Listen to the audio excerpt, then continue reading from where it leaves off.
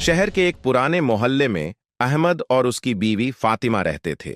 दोनों की शादी को 10 साल हो चुके थे, मगर औलाद की नेमत से महरूम थे। फातिमा की आंखों में हमेशा आंसू भरे रहते थे। कई बार रिश्तेदारों के ताने सुनकर वो टूट जाती, लेकिन अहमद हमेशा उसका हौसला बढ़ाता। फातिमा, हमें अल्लाह की रहमत से मायूस नहीं होना चाहिए। वो बेहतरीन वक्त पर अपनी रहमत नाजिल करता है। अहमद उसे दिलासा देता। डॉक्टरों के कई इलाज करवाए, वजीफे पढ़े, नसीहतों पर अमल किया, मगर कोई असर न हुआ। हर बार नतीजा वही मायूसी लेकर आता। धीरे धीरे फातिमा की हालत खराब होने लगी, उसका यकीन डगमगाने लगा। एक रोज फातिमा ने रोते हुए अहमद से कहा, शायद अल्लाह ने मेरी किस्मत में औलाद लिखी ही नहीं है। अब मुझसे और सब्र नहीं होता। अहमद ने उसकी पेशानी पर हाथ रखा और कहा, अल्लाह सब्र करने वालों के साथ है। हम रोजा रखकर उसकी बारगाह में दुआ करेंगे। इंशाअल्लाह हमारी भी सुनी जाएगी। रमजान का मुबारक महीना करीब था। अहमद और फातिमा ने तय किया कि इस बार पूरे रमजान में वो रोजे रखेंगे और हर रोजा खोलते वक्त सच्चे दिल से औलाद के लिए दुआ करेंगे। रमजान का पहला दिन आया।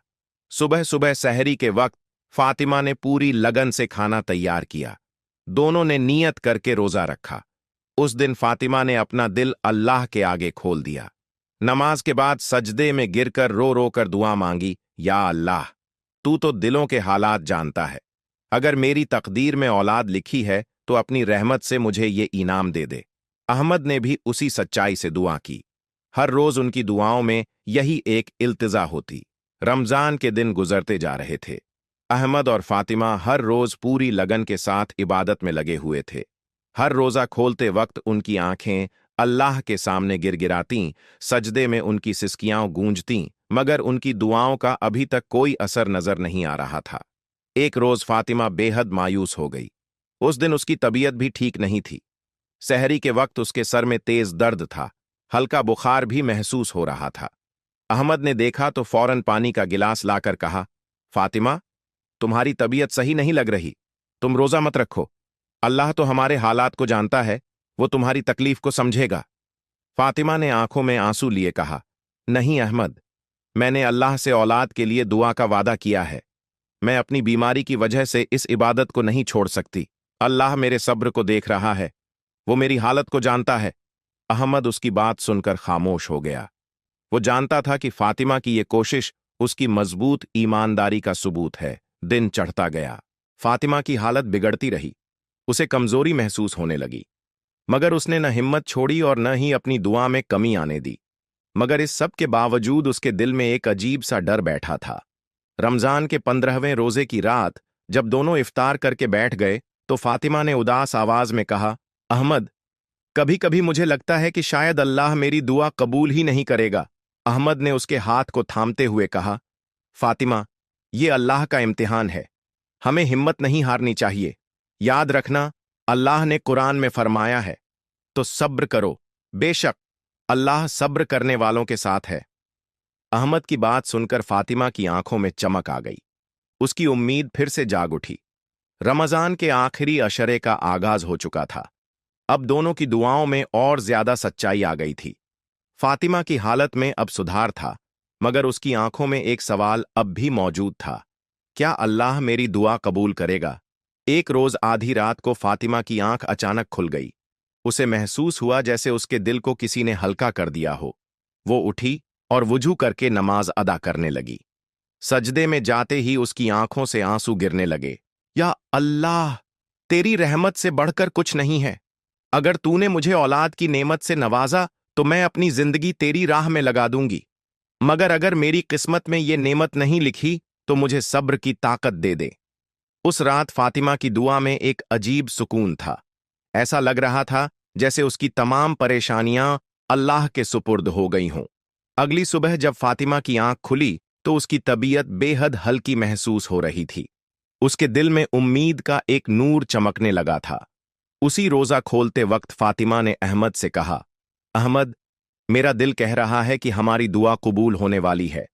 अहमद ने उसके चेहरे को देखा। वहां मायूसी की जगह उम्मीद का उजाला था। रमजान के आखिरी दिन करीब आ रहे थे। हर रोज फातिमा और अहमद की दुआओं में इखलास और सच्चाई बढ़ती जा रही थी। फातिमा का यकीन दिन ब दिन मजबूत हो रहा था, लेकिन अल्लाह का इम्तिहान अभी खत्म नहीं हुआ था। रमजान की 27वीं रात आई, जिसे शब कद्र कहा जाता है। वो मुबारक रात जिसमें कुरान नाजिल हुआ और जिसे 1000 महीनों से बेहतर बताया गया है। फातिमा इस रात के लिए बहुत बेचैन थी। उसने इरादा कर लिया था कि वो पूरी रात इबादत में गुजारेगी। उस रात फातिमा ने नफल नमाज पढ़नी शुरू की।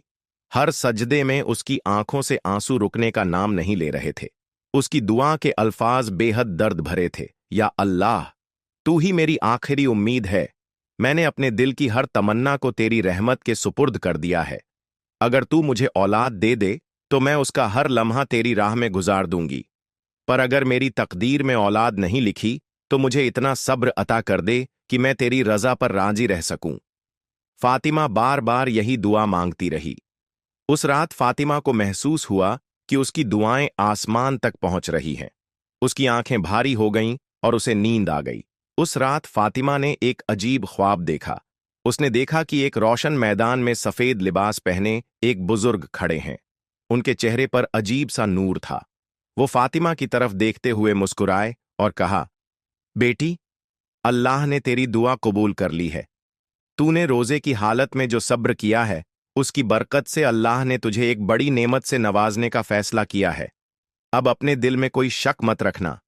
तेरा घर जल्द ही खुशियों से भर जाएगा। फातिमा हड़बड़ाकर उठी। उसका दिल जोर जोर से धड़क रहा था। उसने तुनरत अहमद को उठाया और ख्वाब के बारे में बताया। अहमद ने उसकी बात सुनकर मुस्कुराते हुए कहा, अल्लाह की कसम, मुझे यकीन था कि अल्लाह हमारी दुआ जरूर सुनेगा। उस दिन फातिमा का दिल हल्का हो गया। उसे यकीन था कि उसकी दुआ कबूल हो चुकी है, मगर अभी भी उसकी सब्र की परीक्षा बाकी थी। रमजान खत्म हुआ और ईद का दिन आ गया। मोहल्ले में हर तरफ रौनक थी। बच्चे नए कपड़े पहनकर दौड़ते भागते नजर आ रहे थे। फातिमा जब उन्हें देखती तो उसकी आंखें भर आतीं, लेकिन इस बार उसका दिल मायूस नहीं था। उसके चेहरे पर उम्मीद का नूर था। ईद के कुछ दिन बाद फातिमा की तबीयत बिगड़ने लगी। उसे सुबह सुबह मितली आती, बदन में भारीपन महसूस होता और वो जल्दी थक जाती। अहमद उसकी हालत देखकर घबरा गया। उसने फातिमा को डॉक्टर के पास ले जाने का फैसला किया। डॉक्टर ने फातिमा का मुआयना किया और फिर मुस्कुराते हुए कहा, मुबारक हो, अल्लाह ने आपकी दुआ कबूल कर ली है। फातिमा मां बनने वाली हैं।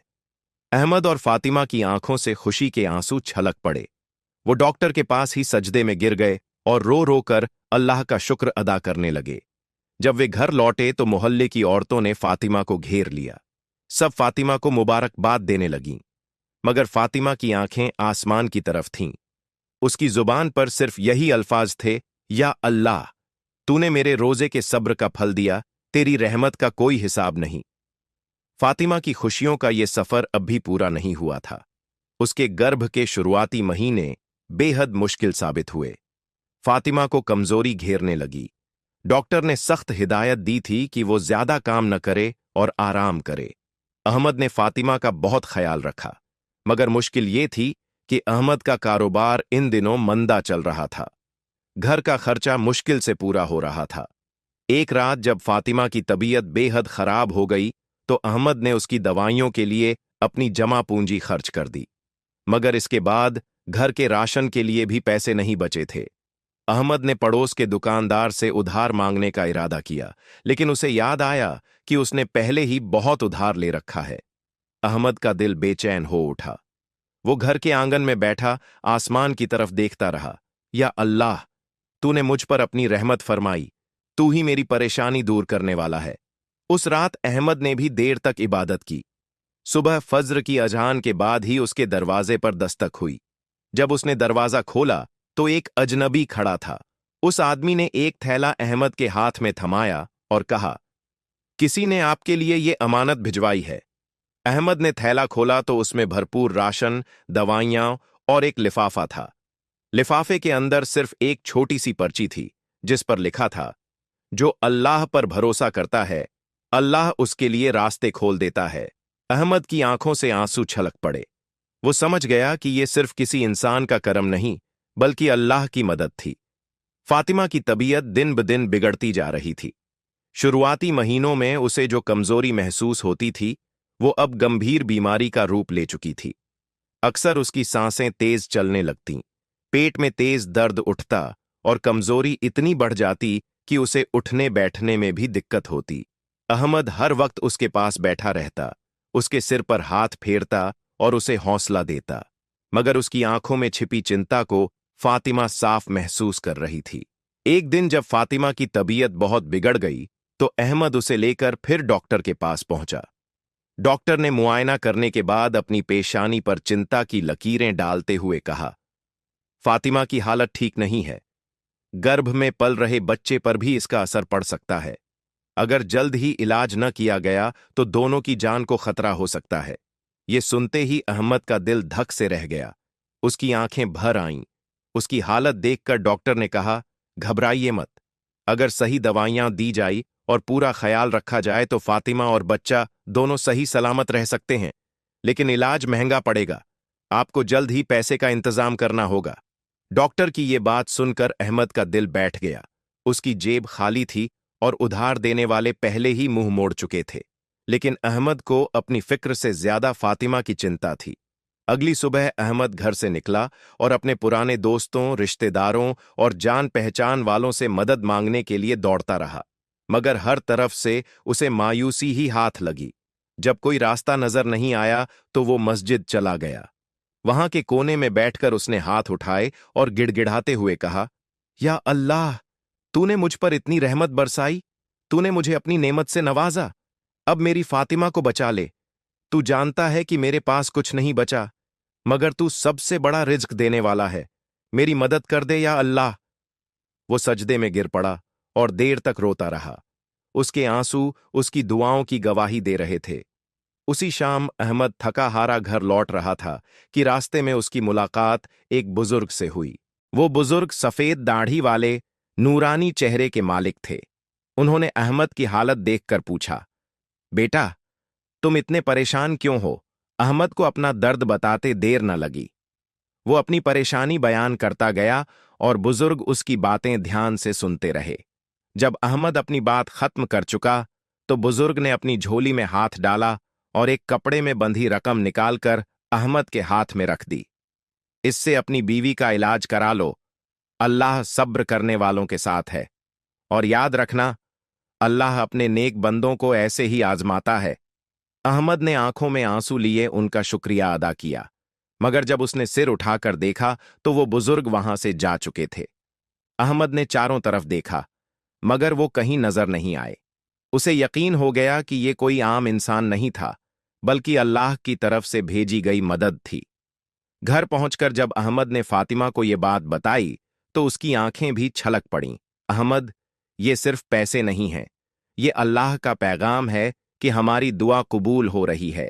अगले ही दिन अहमद ने डॉक्टर के पास जाकर फातिमा का इलाज शुरू करवाया। धीरे धीरे फातिमा की हालत सुधरने लगी।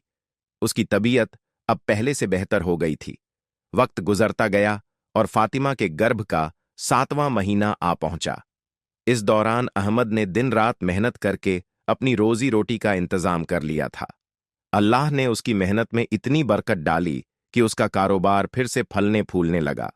जब फातिमा के गर्भ का 9वां महीना पूरा होने को आया, तो एक रात उसकी हालत अचानक बिगड़ गई। उसके पेट में तेज दर्द उठा और वो तड़पने लगी। अहमद घबराकर उसे लेकर अस्पताल पहुंचा। डॉक्टर ने फौरन उसे ऑपरेशन थिएटर में ले जाने का फैसला किया। अहमद के लिए वो लम्हे बेहद मुश्किल थे। वो अस्पताल की मस्जिद में जाकर सजदे में गिर पड़ा और रो रो कर कहने लगा, या अल्लाह, तूने मुझ पर रहमत फरमाई। अब मेरी बीवी फातिमा और मेरे बच्चे को सलामत रखना। करीब 2 घंटे बाद डॉक्टर ऑपरेशन थिएटर से बाहर आया। उसके चेहरे पर मुस्कान थी।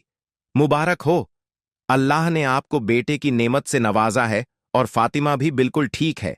ये सुनते ही अहमद की आंखों से आंसू झरझर बहने लगे। वो फिर से सजदे में गिर पड़ा और देर तक अल्लाह का शुक्र अदा करता रहा। जब अहमद फातिमा के कमरे में पहुंचा तो उसकी गोद में एक प्यारा सा बच्चा था। फातिमा के चेहरे पर एक अजीब सा सुकून था।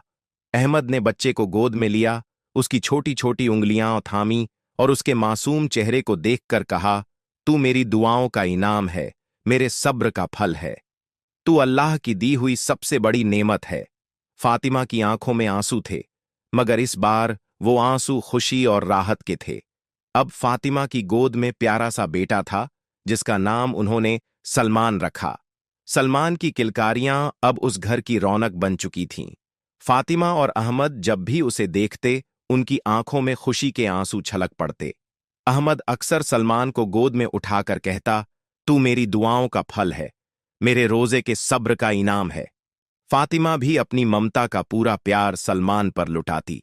लेकिन इस खुशी के माहौल में भी फातिमा के दिल में एक बात बैठी हुई थी, कहीं वो इस नेमत की कद्र करने में कोई कमी न कर बैठे।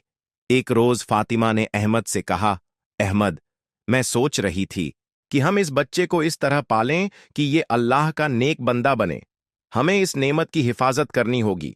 अहमद ने हामी भरते हुए कहा, बिल्कुल फातिमा, ये बच्चा हमारी रोजे की दुआ का इनाम है, हमें इसे अल्लाह के रास्ते पर ही चलाना होगा।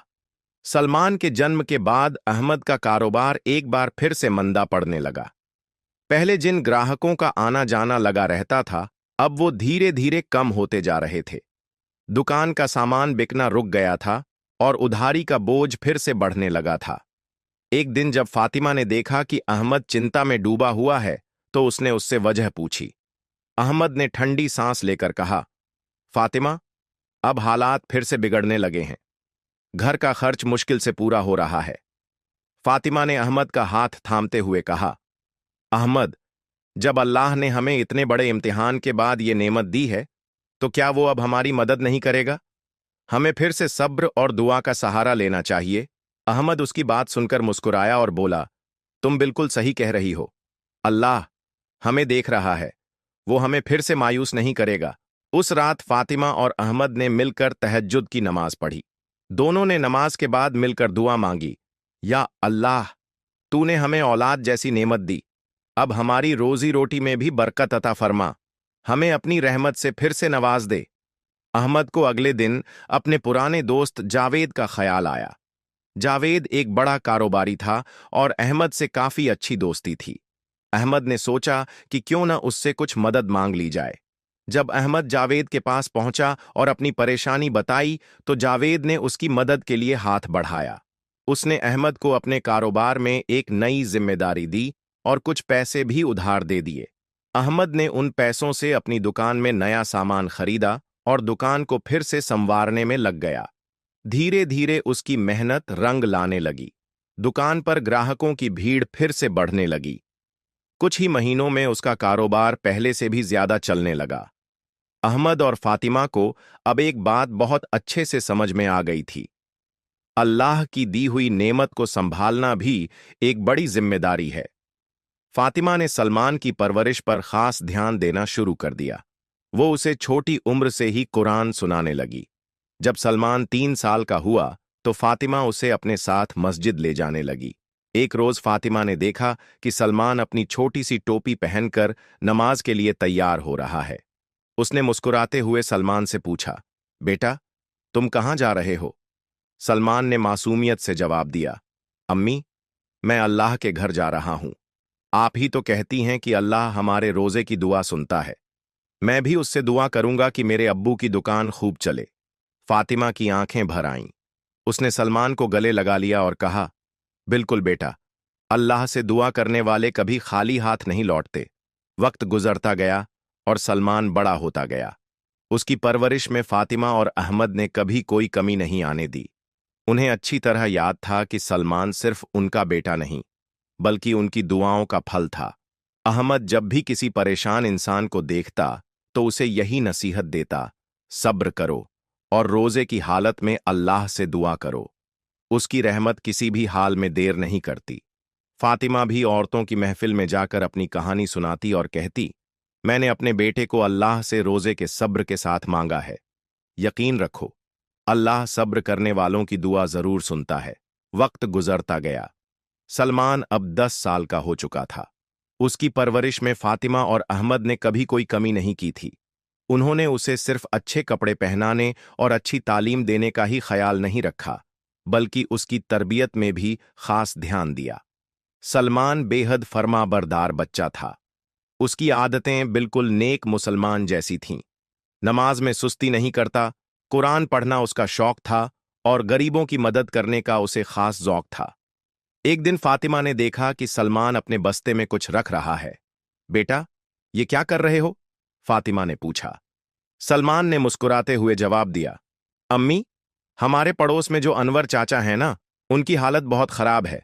मैं अपनी पॉकेट मनी में से कुछ पैसे और खाने की चीजें उनके बेटे को देने जा रहा हूं। फातिमा की आंखें चमक उठीं।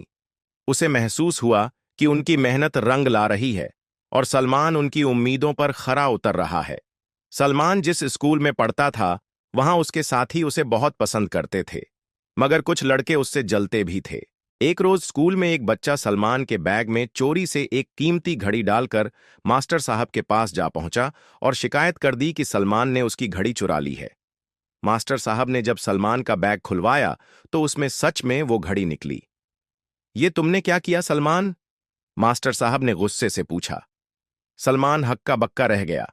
उसकी आंखों में आंसू आ गए। सर, मैंने ये चोरी नहीं की, मुझ पर इल्जाम लगाया जा रहा है। सलमान ने सफाई दी, मगर मास्टर साहब ने उसकी एक न सुनी और उसे स्कूल से निकाल दिया।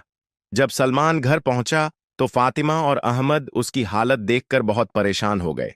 सलमान रोते रोते बोला, अम्मी, अब्बू, मैंने कुछ नहीं किया, अल्लाह गवाह है।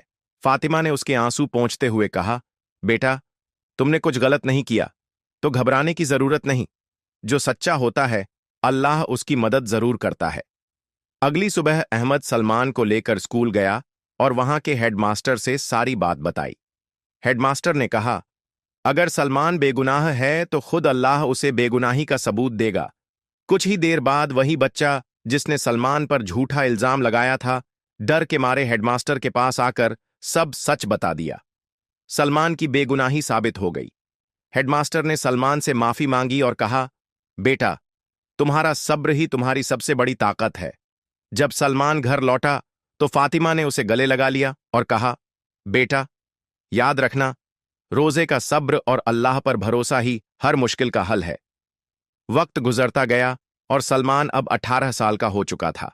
उसकी दीनी तालीम के साथ साथ दुनियावी तालीम में भी गहरी दिलचस्पी थी। वो न सिर्फ पढ़ाई में अव्वल था, बल्कि मोहल्ले के हर छोटे बड़े की मदद करने में भी हमेशा आगे रहता था। एक दिन सलमान ने अहमद से कहा, अब्बू, मैं आपकी तरह कारोबार नहीं करना चाहता। मैं चाहता हूं कि मैं अपनी पढ़ाई पूरी करूं और एक अच्छा डॉक्टर बनूं। अहमद ये सुनकर बहुत खुश हुआ और बोला, बेटा, ये तो बहुत अच्छी बात है। अल्लाह तुम्हें इसमें कामयाबी दे। लेकिन डॉक्टर बनने के लिए मोटी रकम की जरूरत थी, जो अहमद के पास नहीं थी। उन्होंने हर तरफ कोशिश की, लेकिन पैसे का इंतजाम ना हो सका। फातिमा को जब ये पता चला तो उसने रात को नमाज में खड़े होकर रो रो कर दुआ मांगी, या अल्लाह, तूने मेरी कोख को सलमान जैसी नेमत से नवाजा है, अब उसकी ख्वाहिश को भी पूरा कर दे। तू सबसे बड़ा मेहरबान है। कुछ ही दिन बाद एक दिन सलमान के नाम पर एक लेटर आया। वो एक स्कॉलरशिप का लेटर था, जिसमें लिखा था कि सलमान की मेहनत और अच्छे रिजल्ट के बदले उसे मुफ्त में मेडिकल कॉलेज में दाखिला दिया जा रहा है। अहमद और फातिमा के चेहरे खुशी से खिल उठे। फातिमा ने सलमान को गले लगाते हुए कहा, बेटा, अल्लाह ने तुम्हें तुम्हारे रोजे के सब्र का फल दिया है। कभी ये मत भूलना कि सब्र ही सबसे बड़ी ताकत है। सलमान की मेहनत और लगन रंग लाई। वो अपनी पढ़ाई में अव्वल रहा और जल्द ही डॉक्टर बन गया। डॉक्टर बनने के बाद सलमान ने फैसला किया कि वो अपने मोहल्ले के गरीब लोगों का मुफ्त इलाज करेगा।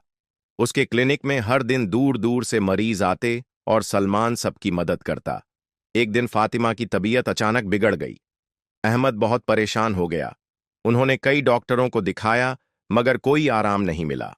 सलमान ने अपनी मां का पूरा ख्याल रखा, दिन रात उनकी सेवा करता और अल्लाह से उनकी सेहत के लिए दुआ करता। एक रोज फातिमा ने सलमान का हाथ थामते हुए कहा, बेटा, तू मेरी रोजे की दुआ का फल है। मेरा अल्लाह का दिया हुआ सबसे बड़ा इनाम है। मेरी एक गुजारिश है, जब तक जिंदा रहो, रोजे का सब्र और अल्लाह पर भरोसा कभी मत छोड़ना। सलमान की आंखों में आंसू आ गए। उसने मां के हाथ को चूमते हुए कहा, अम्मी, मैं अल्लाह की इस नेमत की हमेशा कद्र करूंगा। कुछ ही दिनों में फातिमा की तबीयत ठीक हो गई। घर में फिर से खुशियां लौट आईं। अहमद, फातिमा और सलमान जब भी रोजा खोलते तो उनकी आंखों में एक खास चमक होती। वो चमक थी रोजे के सब्र के फल की, जो उन्हें अल्लाह की रहमत के रूप में मिली थी। तो प्यारे दोस्तों, इस कहानी से हमें ये सबक मिलता है कि जब इंसान सच्चे दिल से अल्लाह पर भरोसा करता है, सब्र करता है और रोजे की हालत में उससे मदद मांगता है, तो उसकी दुआ खाली नहीं जाती। अल्लाह अपने नेक बंदों को ऐसा इनाम देता है जिसकी कोई मिसाल नहीं होती। अगर आपको हमारी यह वीडियो अच्छी लगी है तो हमारे चैनल को सब्सक्राइब जरूर कर दें।